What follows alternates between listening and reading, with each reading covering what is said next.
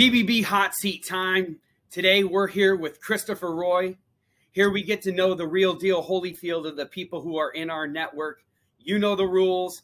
5 total questions, 3 personal, 2 professional. So Christopher Roy, you are on the VBB Hot Seat. Welcome. Thank you, Joe. Great to be here. All right, rock and roll. So Christopher, when you were a kid, what was your dream job? Meteorologist. So something that is totally not on your resume, not on LinkedIn, that we would want to know about you.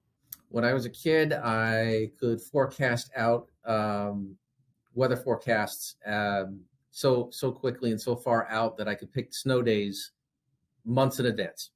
Best manager you've ever had in your career? Best manager I've ever had in my career. His name is Roger. Worked with him at one of the major Boston hospitals. He's a great guy, really cared about people, wanted to make sure that everyone was successful with their job. 20 years later, still one of my good friends. So since I know you, Christopher, and I know you're an Eagle Scout, right? What is your leadership style and how did you acquire that? Boy Scouts of America have a leadership style where you start off in the lower ranks where you have a parent-child team. You work through it as the years go by and you're working your way from kindergarten up to 5th grade. The parents start walking away. Once you're in 5th and 6th grade, you change into the older troops where the older kids are actually the leaders, and you learn how to be a leader so that in 2 or 3 years you get to become the leader. So I guess you've definitely walked in the shoes of others. So now looking at your role, right, you're in IT. So with cybersecurity issues and global technology threats being a legit thing, right, what are the 2 or 3 ways that companies can really ahead of the curve to protect their assets?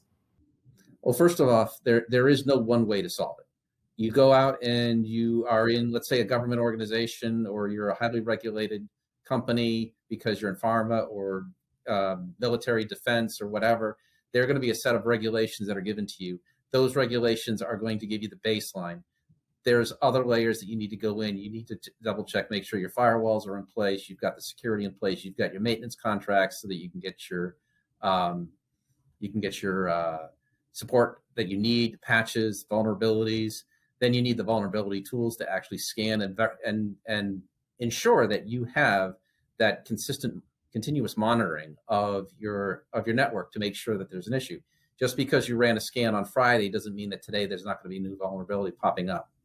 So you got to always be on your feet and always being proactive in solving your problems.